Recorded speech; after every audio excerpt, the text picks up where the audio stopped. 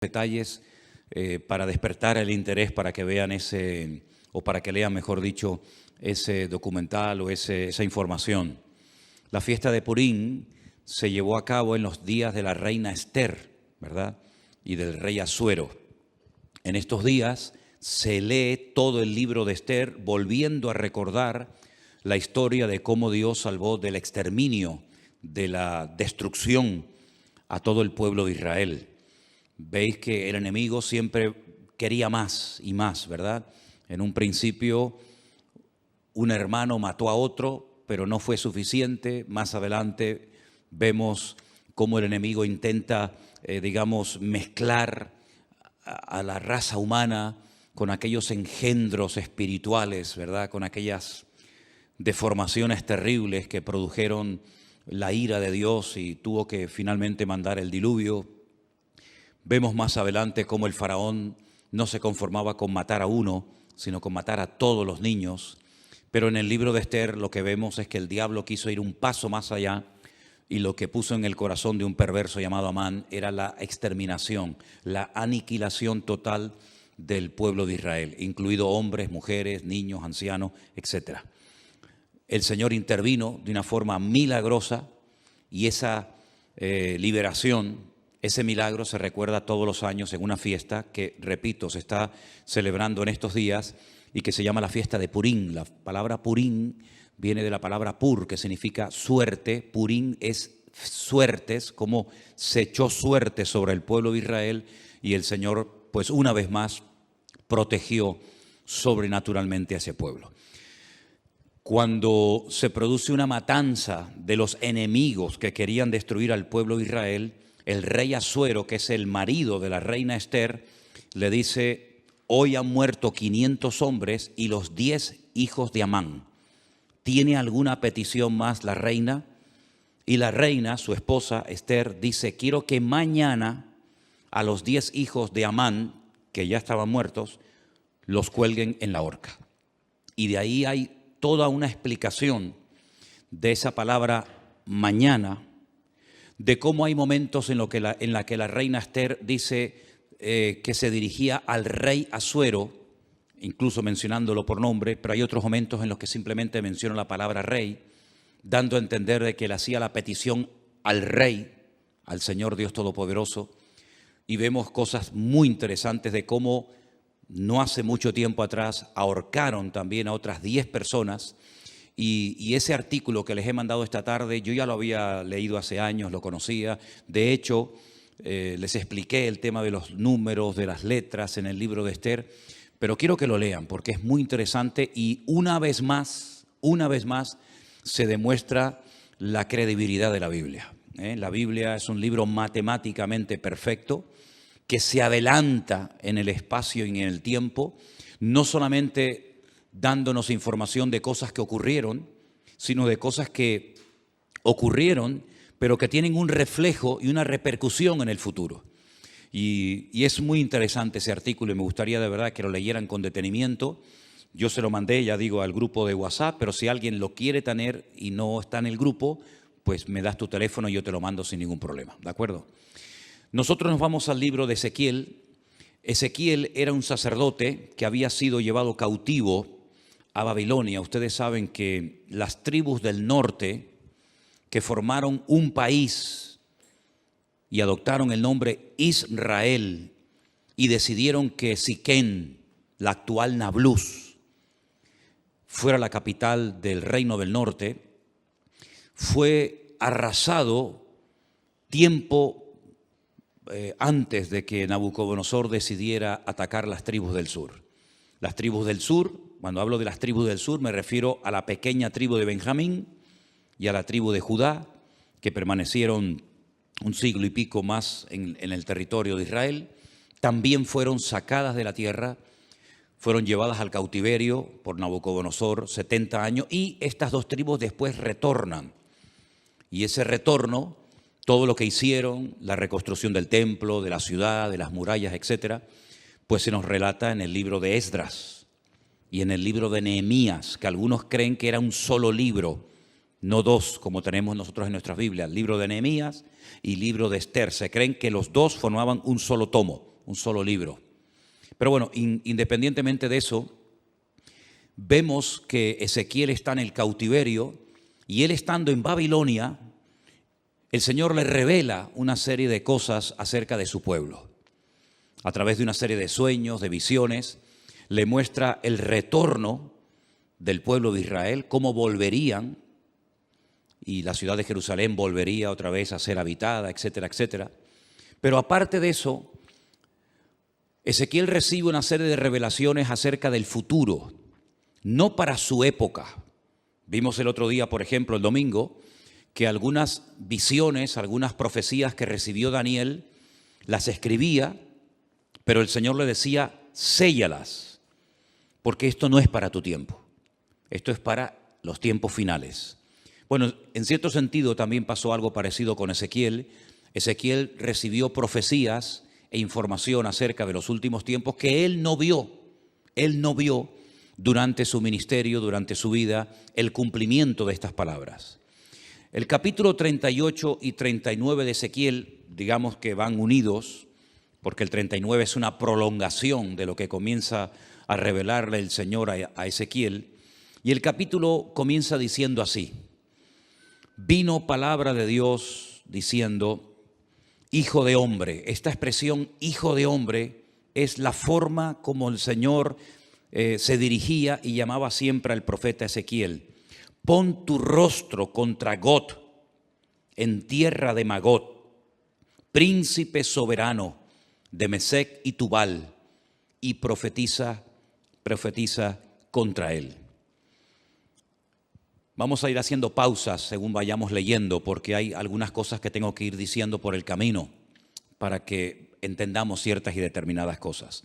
Estos nombres que aparecen aquí, Mesec y Tubal, ustedes los van a encontrar en el primer libro de la Biblia. No es la primera vez que aparecen, ni mucho menos. Concretamente en Génesis capítulo 10, versículo 2, nos dice que Mesec y Tubal eran hijos de Jafet.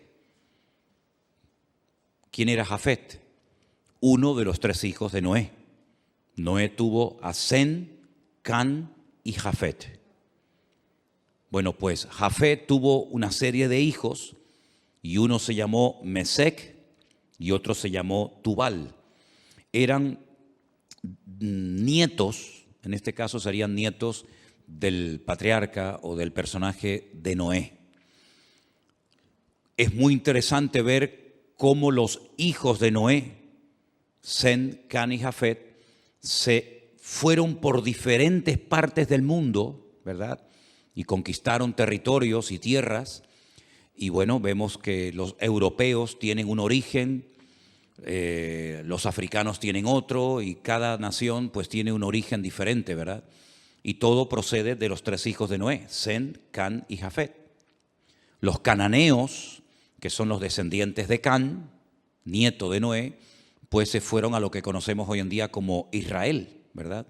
Y allí ese país se llamaba en el principio Canaán. Y el Señor sacó a su pueblo de la esclavitud en Egipto para llevarlos a Canaán, donde vivían los cananeos.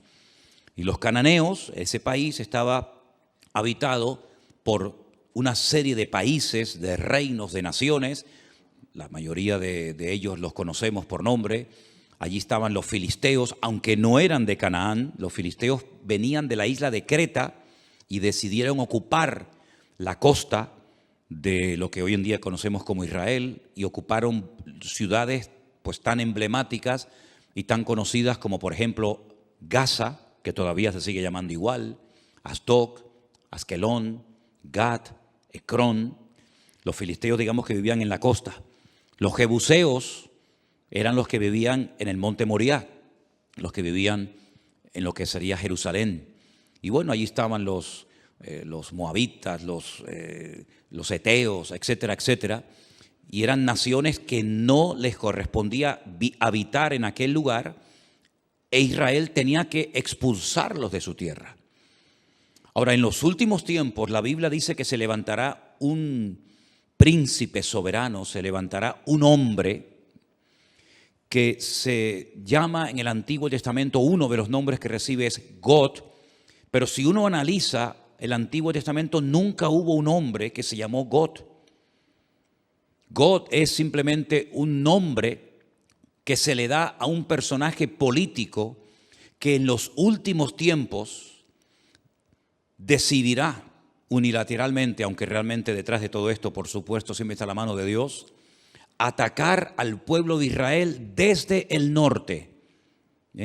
No es como Amalek, que venía del sur, o como los moabitas que venían del este, sino que este enemigo atacará a Israel desde el norte, seguramente cruzará los famosos altos del Golán y llevará a cabo una batalla tremenda. Ahora, lo que no se ponen de acuerdo los comentaristas es cuándo se va a llevar a cabo esa batalla en el valle de Meguido, la famosa batalla de Armagedón, ¿sí?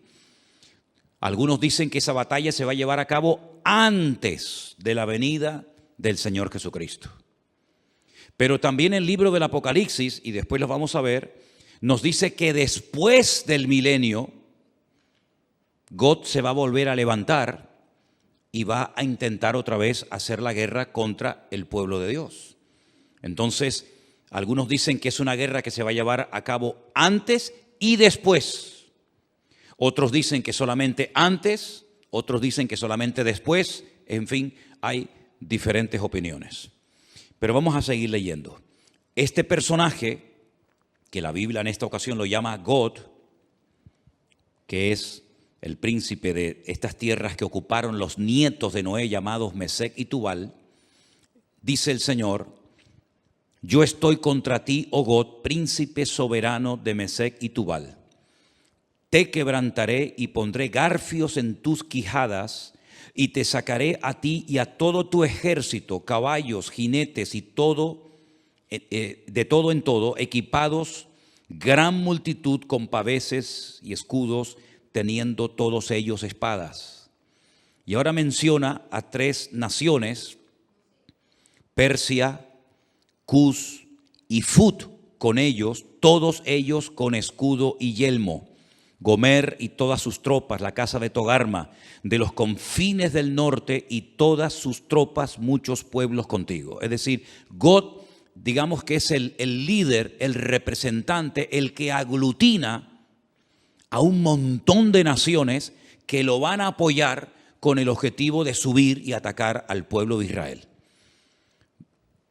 Ahora, estas naciones que se mencionan en el versículo 5, Persia, Cus y Fut, ustedes tienen que saber de quiénes se trata, para que sepan qué naciones en los últimos tiempos se van a juntar a estos ejércitos, ¿verdad?, internacionales, con el objetivo de atacar al pueblo de Israel. En cierto sentido es como una especie de confederación, es un montón de naciones que se juntan. No es la primera vez que muchas naciones se juntan para atacar a un enemigo en común.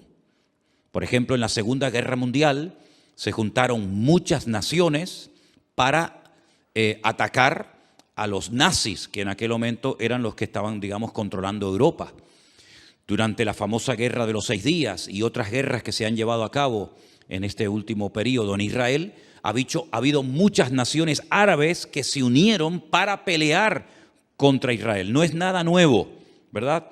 Son naciones que entre ellos se pelean, entre ellos tienen también sus discrepancias, pero como tienen un enemigo en común, que en este caso es Israel, y todos quieren tomar parte de la ciudad de Jerusalén, se unen para pelear como si fueran un solo ejército. Pero realmente no es un solo ejército, sino son muchos ejércitos, muchos soldados que se juntan con un objetivo en común. El versículo 5 habla de Persia. Persia es el país de Irán.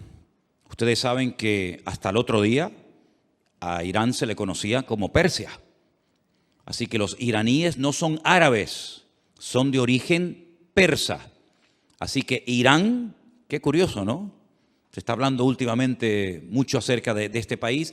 Irán también apoyará a God con el objetivo de atacar y destruir al pueblo de Israel. Así que ya tenemos identificado quiénes son los persas. Cus es un país de África, Etiopía. Ustedes saben que Moisés fue criticado por su propia hermana Miriam porque se casó con una mujer cusita. Los cusitas eran o son de Etiopía. Así que Cus en aquel tiempo era Etiopía, actualmente tiene otro nombre, y Fut es el país de Libia, un país que está en el norte de África. Como pueden comprobar, estamos hablando de naciones del norte de Israel, estamos hablando de naciones africanas, estamos hablando de la nación de Libia, y en los últimos tiempos vamos a ver cómo diferentes naciones, y ya lo estamos comenzando a ver, cada nación ya se está posicionando. Unos apoyan a un bando, otros apoyan a otro bando, y estamos viendo cómo se está reorganizando el mundo. Unos a favor de estos por los motivos que sea, otros a favor de estos por sus propios intereses, pero vamos a ver en los últimos tiempos cómo van a ocurrir cosas muy rápidos en la economía y en otras circunstancias, que lo que van a hacer es que cada país, por pequeño o grande que sea, por influyente o poco influyente que sea, va a buscar dónde acomodarse, a quién apoyar y bajo qué paraguas me pongo. Si bajo el paraguas de Oriente, bajo el paraguas de Occidente, y estamos viendo, solamente hay que ver un poquito los medios de comunicación y conocer un poco de la Biblia para darnos cuenta cómo el mundo se está reubicando, ¿verdad? Y vamos a ver cosas muy interesantes. Así que esas tres naciones ya las hemos identificado. Después, más adelante, pues a lo largo del capítulo, vemos cómo esta batalla se va a llevar a cabo en ese valle que hemos estado recientemente visitando, un valle realmente precioso, el valle de Meguido, un valle inmenso. Se va a llevar a cabo una batalla como jamás en la historia se ha llevado ninguna batalla. El hombre parece que no aprende. Cuando terminó la Primera y la Segunda Guerra Mundial, muchas personas dijeron, bueno, después de estos conflictos ya hemos aprendido que en una guerra nadie gana, sino que todos pierden.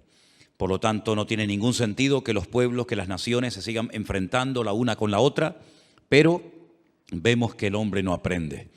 Vemos que de vez en cuando salta por algún sitio, salta por algún otro lugar.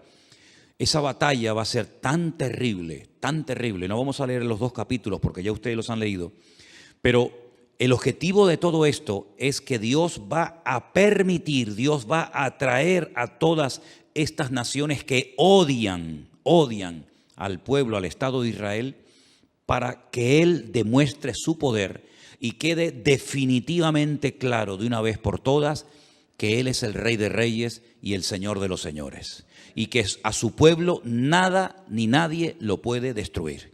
Todos los imperios, y podríamos hacer una lista enorme, todos los imperios, todos los países, todas las naciones que han intentado con todas sus fuerzas destruir al Estado de Israel prácticamente o han desaparecido o no son prácticamente nada en el tiempo presente. Miren ustedes, por ejemplo, el imperio egipcio, no queda absolutamente nada de él, los babilónicos, los persas, los medos, los griegos, los romanos, diferentes imperios que a lo largo de la historia se propusieron arrasar a este pueblo, porque este pueblo no solamente es un pueblo, no solamente son personas, sino que representa una serie de valores, una serie de principios y sobre todo representa que hay un Dios detrás de esa nación, que hay una Biblia, que hay una palabra de Dios detrás de esa nación, y lo que el enemigo no quiere bajo ningún concepto es que Dios sea reconocido como el soberano de todas las naciones de la tierra.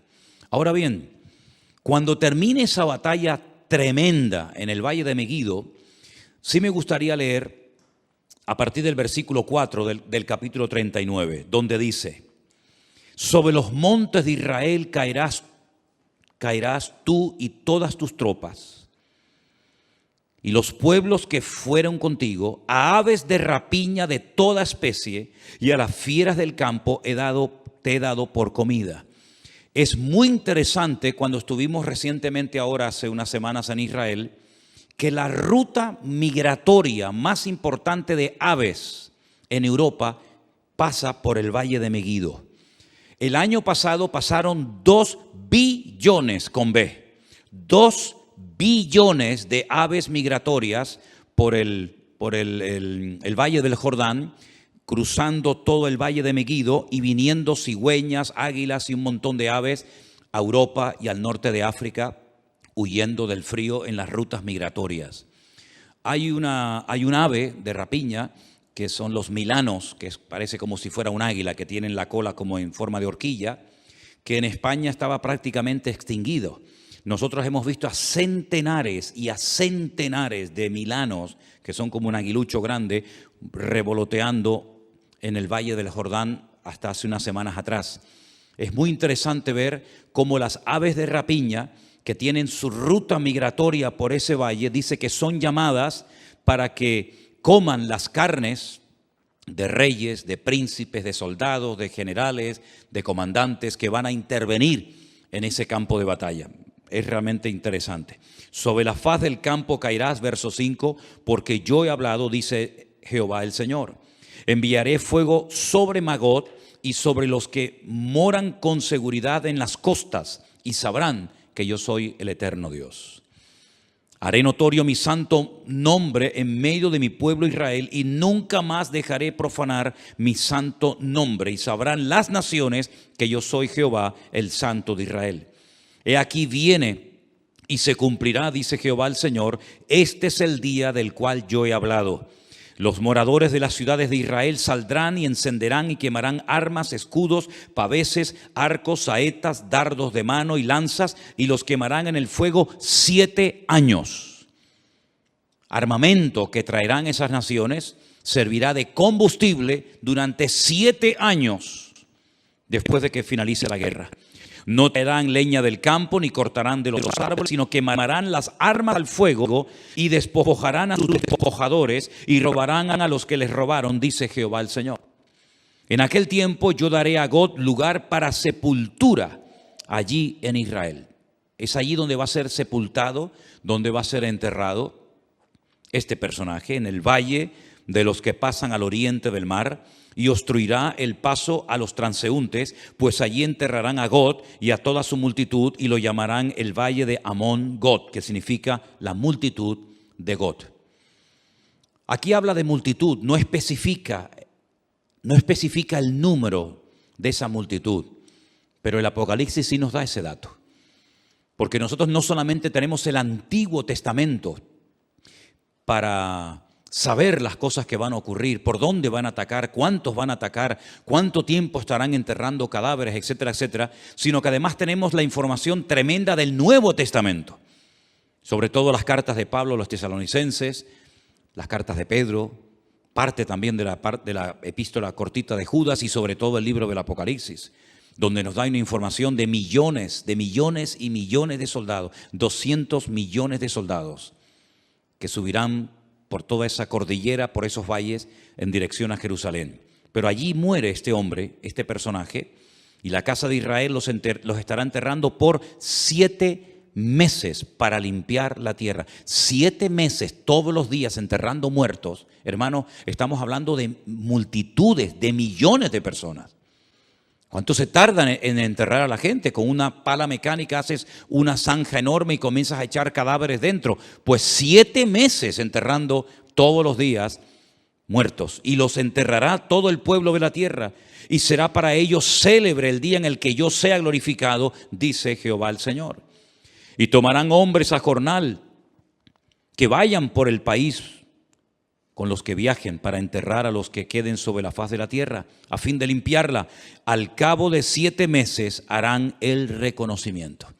7 años quemando el armamento, 7 meses enterrando cadáveres, y pasarán los que irán por el país, y el que vea los huesos de algún hombre pondrá junto a ellos una señal, hasta que los entierren los sepultureros en el valle de Amón Gog. También el nombre de la ciudad será Amona, y limpiarán la tierra. Y tú, hijo de hombre, así dice el Señor, di a las aves de toda especie. Les recuerdo, 2 billones de especies de aves pasaron el año pasado por ese valle. Di a las aves, a toda especie y a toda fiera del campo, juntaos y venid, reuníos de todas partes, a mi víctima que sacrifico para vosotros, un sacrificio grande sobre los montes de Israel, y comeréis carne y beberéis sangre. Y más adelante leemos en el verso 21, y pondré mi gloria entre las naciones, y todas las naciones verán mi juicio que habré hecho.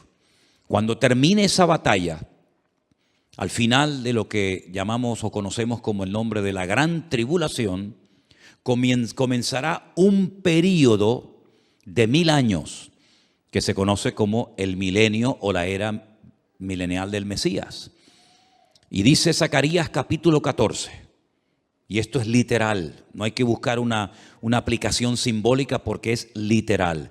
Y las naciones que hubieren sido salvas, no es que se hayan convertido, sino que se salvaron de la muerte en esta batalla tremenda, tendrán que subir todos los años a Jerusalén a celebrar la fiesta de los tabernáculos. Y la fiesta de los tabernáculos se suele celebrar generalmente entre los meses de septiembre y octubre. Y quiero que leamos literalmente el pasaje de Zacarías capítulo 14 para que vean un dato muy interesante que nos da este profeta acerca de esta batalla y acerca de las naciones que escaparán del juicio en este valle de Megiddo. En Zacarías, el capítulo 14, dice así, a partir del verso 1. He aquí, el día del Señor viene, y en medio de ti serán repartidos tus despojos. Está hablando de la misma batalla, está hablando del mismo tiempo, del mismo acontecimiento, pero dos profetas diferentes. Uno, Ezequiel en Babilonia, y ahora Zacarías. Y dice, porque yo reuniré a todas las naciones para combatir contra Jerusalén. Aquí hay una información adicional a lo que nos viene diciendo Ezequiel. La ciudad será tomada y serán saqueadas las casas, violadas las mujeres, y la mitad de la ciudad irá en cautiverio, mas el resto del pueblo no será cortado de la ciudad. Después saldrá Jehová y peleará con aquellas naciones como peleó en el día de la batalla. Y ahora habla de la segunda venida del Mesías. Porque el Mesías, cuando nació cerca de este monte de los Olivos, en dirección hacia el sur, aproximadamente como a 7-8 kilómetros al sur, en una pequeña localidad, en un pequeño pueblo llamado Belén, que pertenecía a Judea, Belén de Judea. Pero cuando dice aquí que se afirmarán en aquel día sus pies sobre el monte de los Olivos, aquí podemos ver que el Antiguo Testamento nos habla de su nacimiento en Belén de Judea y de su retorno, su segunda venida, poniendo los pies sobre el monte de los Olivos. Amén, hermanos, ¿lo ven claramente? Nace en Belén, retorna en el monte de los Olivos. Para que algunos digan que la Biblia no habla de dos venidas, sino solamente de una. No, habla de dos venidas. Una que ya se produjo cuando nace en Belén de Judea, y otra cuando se afirman sus pies en aquel día sobre el monte de los Olivos que está enfrente de Jerusalén, al oriente, al este, y el monte de los Olivos se partirá por en medio hacia el oriente y hacia el occidente, haciendo un valle muy grande, y la mitad del monte se apartará hacia el norte y la otra mitad hacia el sur. Es decir, si se parte el valle y parte se va hacia el este, parte hacia el oeste y luego se ensancha, se separa el norte y el sur, quiere decir que en esa parte en la que hemos estado muchísimas veces se va a hacer un valle gigantesco, un valle enorme. Ahora mismo entre el monte Moriah, donde antiguamente estaba el templo, y donde está el monte de los Olivos, hay un barranco, hay como si fuera un barranco que se llama el famoso torrente de Cedrón, pero no tiene ni punto de comparación lo ancho que será ese valle cuando el Señor ponga sus pies sobre el monte de los Olivos. La pregunta que a lo mejor algunos se hacen es: ¿qué interpretan los judíos cuando dice aquí y pondrá sus pies sobre el monte de los Olivos y el monte de los Olivos se partirá? Bueno, ellos dicen que cuando venga el Mesías, que no creen que vengan del cielo, pues ellos dicen y opinan que cuando venga el Mesías, la expresión "y pondrá sus pies sobre el monte de los Olivos" significa, es una expresión como decir "y vendrá con autoridad". pero no lo interpretan como algo literal. Entonces, si no interpretan una parte del texto como no literal, tampoco pueden interpretar la otra parte del texto como literal. Pero en esta ocasión se equivocan. Dice que huiréis al valle de los montes, porque el valle de los montes llegará hasta Sal. Huiréis de la manera que huisteis por causa del terremoto en los días de Usías, rey de Judá, y vendrá Jehová mi Dios y con él todos los santos. ¿Quién es el que viene? Jehová mi Dios. ¿Y viene acompañado de quién? Con todos sus santos. Esta es la segunda venida del Señor Jesucristo, donde todo ojo le verá, toda rodilla se doblará y toda lengua confesará que Él es el Señor, para gloria de Dios Padre. ¿Se dan cuenta cómo Él viene, pero no viene solo? Ya la iglesia ya ha sido arrebatada, ya fue llevada con Él, y cuando Él retorna en su segunda venida, su iglesia no está en la tierra, sino que su iglesia viene con Él en las nubes. Y acontecerá que en ese día no habrá luz clara ni oscura. Acontecerá que no habrá luz clara ni oscura. Qué cosa tan rara, ¿verdad? Será un día el cual es conocido de Jehová, del Señor, que no será ni de día ni de noche. No nos hacemos ni la más remota idea cómo puede ser, porque en nuestra mente no cabe, decir, o es de día o es de noche. Pero dice, no va a ser ni de día ni de noche. ¿Y cómo será ese día? Solamente Él lo conoce.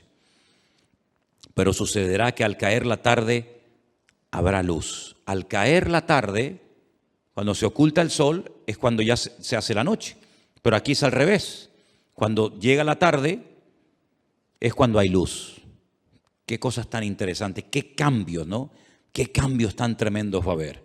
Acontecerá también en aquel día que saldrán de Jerusalén aguas vivas como ríos. ¿Saben que hay un barrio en Jerusalén por el cual hemos caminado muchísimas veces, que es el barrio de las 100 puertas, el barrio de los ultraortodoxos judíos, el barrio de Mea Sharim, las 100 puertas, que han descubierto que por debajo de ese barrio corren ríos de agua tremendos, como aguas subterráneas? Tal vez cuando se produzca ese terremoto tremendo, al poner sus pies sobre el monte de los olivos, esas aguas broten, salgan hacia arriba, y dicen que la mitad de esas aguas irán hacia el mar oriental y la otra mitad hacia el mar occidental, en verano y en invierno. Israel es el único país que tiene 4 mares, 2 internos y 2 externos. Tiene un mar que realmente es un lago, pero lo llaman el lago o el mar de Genesaret al norte. Más hacia el sur está el mar Muerto, que es mucho más grande que el mar de Galilea. Luego, al oeste está el Mare Nostrum, el mar Mediterráneo, que según como se mire, ahí termina o ahí empieza el mar Mediterráneo y llega hasta el Peñón de Gibraltar. Y luego al sur, ¿verdad?, está el Mar Rojo o el Mar de los Juncos, porque tiene un color rojizo por unas hierbas que hay allí. Como hay otro mar que se llama el Mar Negro, por unas algas que hace que parezca que el agua está negra, ¿verdad? Y dice que hay aguas de Jerusalén que llegarán y entrarán en el mar Mediterráneo, y otra parte de las aguas entrarán en el Mar Muerto, y Jehová será rey sobre toda la tierra, y en aquel día Jehová será uno, y uno su nombre, ¿verdad? No se le va a llamar de diferentes maneras, sino que uno será su nombre, tendrá un solo nombre. Y toda la tierra se volverá como llanura desde Jeba hasta Rimón, al sur de Jerusalén, y ésta será enaltecida y habitada en su lugar desde la puerta de Benjamín hasta el lugar de la puerta primera, hasta la puerta del ángulo, y desde la torre de Anael hasta los lagares del rey. Y morarán en ella, y no habrá nunca más maldición, sino que Jerusalén será habitada confiadamente. No estamos haciendo referencia a la nueva Jerusalén, que es la que Juan recibe en revelación y que nos cuenta cómo es en el capítulo 21 y el capítulo 22 del libro del Apocalipsis. Esta no es la nueva Jerusalén, esta es la Jerusalén renovada, transformada, pero terrenal, ¿verdad? En la cual Cristo, con todo su pueblo, sus hijos, estará reinando durante 1000 años. Pero no es la nueva Jerusalén de las calles de oro, las puertas de perla, etc. Pero se vivirá en esa ciudad. Y esta será la plaga con la que herirá Jehová o el Señor a todos los pueblos que pelearon contra Jerusalén. Eso no lo dice Ezequiel.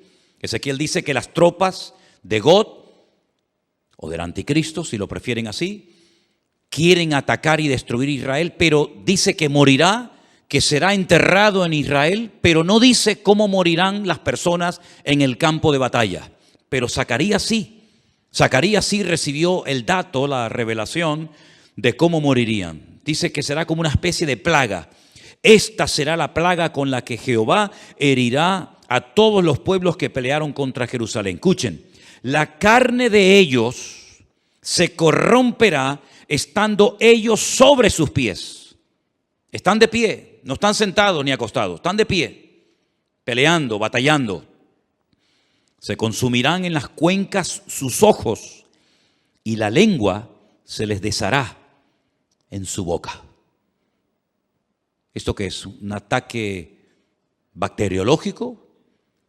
¿Un ataque nuclear? Pero esta será la forma como morirán esas personas que fueron a atacar a Jerusalén. Acontecerá en aquel día que habrá entre ellos gran pánico enviado por Dios, y trabará cada uno de la mano a su compañero y levantará su mano contra la mano de su compañero. Se matarán entre ellos. Se pelearán entre ellos, se matarán entre ellos. Increíble, ¿eh? Judá también peleará en Jerusalén y serán reunidas las riquezas de todas las naciones de alrededor, oro, plata, ropas de vestir en gran abundancia. Así también será la plaga de los caballos, de los mulos, de los camellos, de los asnos y de todas las bestias que estuvieren en aquellos campamentos. Todos los que sobrevivieren de las naciones que vinieron contra Jerusalén, aquí hay un dato muy importante, subirán de año en año para adorar al Rey, a Jehová de los ejércitos, a celebrar la fiesta de los tabernáculos. Todos los años tendrán que subir. ¿Por qué la fiesta de los tabernáculos y no otra fiesta?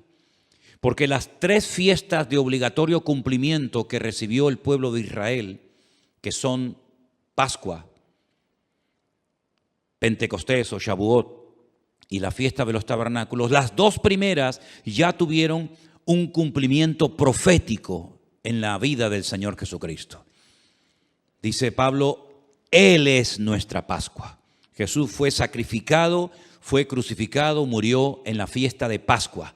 El cordero que se mataba, al cual no se le podía partir ningún hueso en la fiesta de la Pascua, tipifica, representa al Cordero de Dios que quita el pecado del mundo, que es nuestro Señor Jesucristo.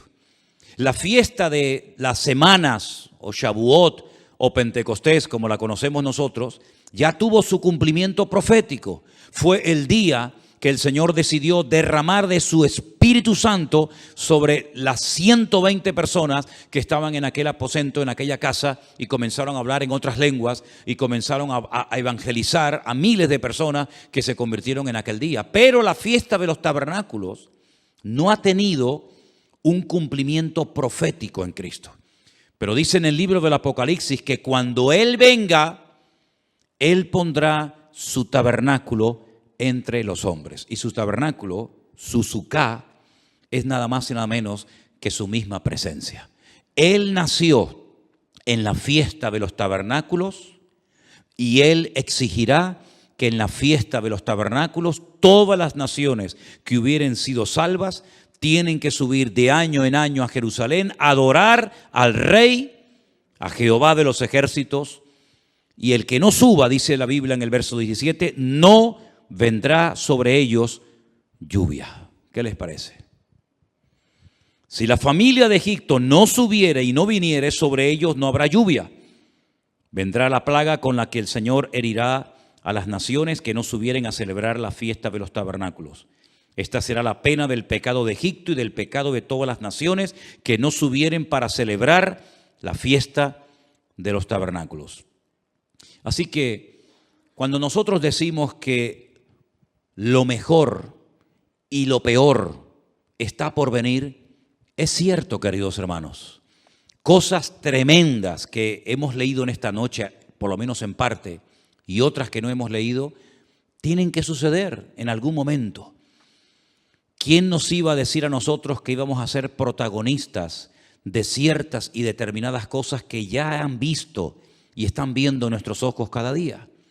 Yo les recuerdo que hace 2 años, solamente 2 años, no se hubiera podido celebrar aquí este culto, porque estábamos todos confinados, encerrados en nuestras casas. Y esa experiencia, que para algunos era una locura y un disparate, que todas las naciones de la tierra, que todos los cristianos del mundo, que todas las iglesias, igual da de la denominación a la que sean, tendrían que cerrar las puertas durante algunas semanas o meses, ya en nosotros es un hecho que ya sabemos que pasó, porque también lo vivimos en carne propia. ¿Y quién nos iba a decir a nosotros lo que estamos viendo en televisión en estos días? ¿Verdad? Parece como decir, ¿pero qué es lo que ha pasado? Si hasta el otro día todo estaba tranquilo y todo estaba bien y ahora se ha disparado el precio de esto y el precio de lo otro y nadie sabe lo que tiene que hacer y nadie sabe lo que va a pasar dentro de media hora y nadie sabe si se va a quedar aquí o va a decir, bueno, vamos también a ir a por el vecino de enfrente. Nadie sabe absolutamente nada.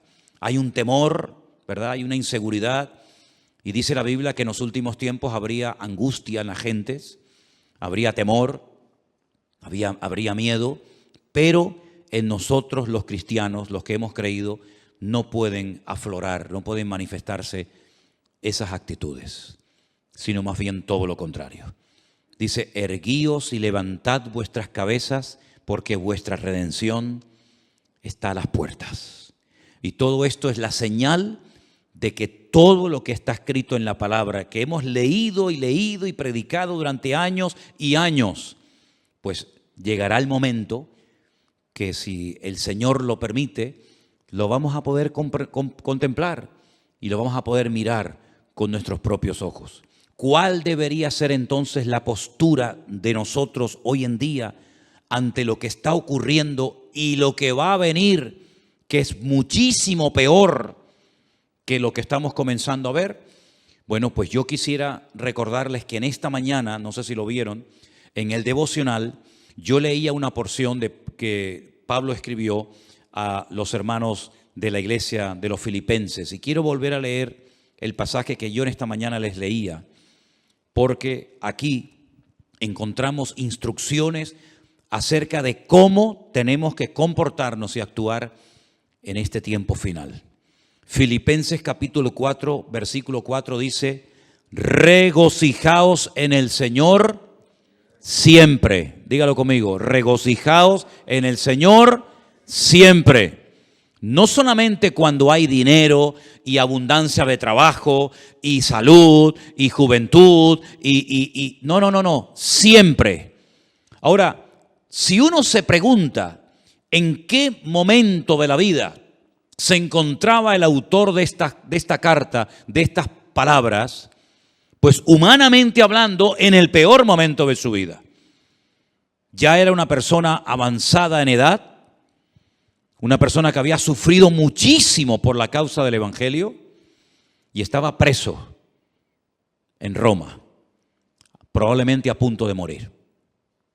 Algunos especulan que si Pablo logró salir de ese encarcelamiento y luego otra vez lo volvieron a meter, me da exactamente igual. Lo que está bien claro es que esta carta, junto con otras 3 más, se escribió desde una cárcel en Roma, que no era una cárcel como las que vemos a veces en televisión, que ocupan los ricos o los poderosos, que parecen que son hoteles de 5 estrellas, sino una mazmorra sin luz, sin agua, con una comida seguramente malísima, con frío, donde él dice que todos le habían abandonado. Es increíble, ¿no? Un hombre que fue de una bendición tan grande para miles y miles de cristianos, y lo sigue siendo hasta nosotros hoy en día, ¿verdad?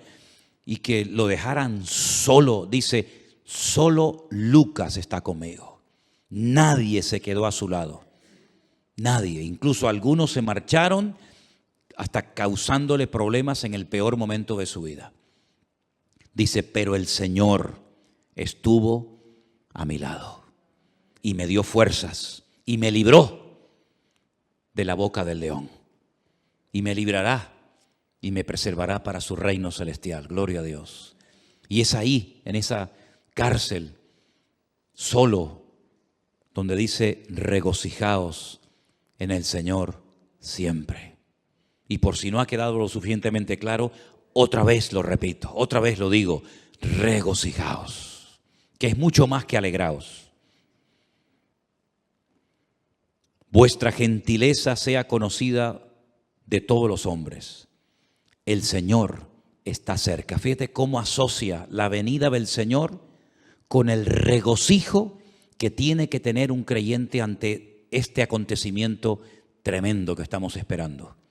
El Señor viene pronto, por lo tanto regocijaos. Por nada estéis afanosos. Fíjate quién está hablando, y de dónde está hablando. Por nada estéis afanosos. Él no pide, hermanos, por favor, oren para que el Señor me saque de aquí. Hermanos, por favor, oren para que no me maten. Hermanos, por favor, oren para que no me torturen. En ningún momento sus peticiones van en esta línea, sino que a veces cuando pide oración es para seguir predicando la palabra, para seguir ganando almas para Cristo. No le da lugar a la tristeza, a la depresión. Por eso yo digo una cosa, hermanos, y lo digo para todos, y también para mí, por supuesto. Cualquier cosa que podamos estar padeciendo no tiene ni punto de comparación con lo que este hombre estaba padeciendo y con lo que otros hermanos en este momento, otros hermanos nuestros en este momento estén padeciendo. A veces nos comportamos como niños, nos enfadamos, perdemos la paz, el equilibrio por cosas insignificantes, ¿verdad? Y nos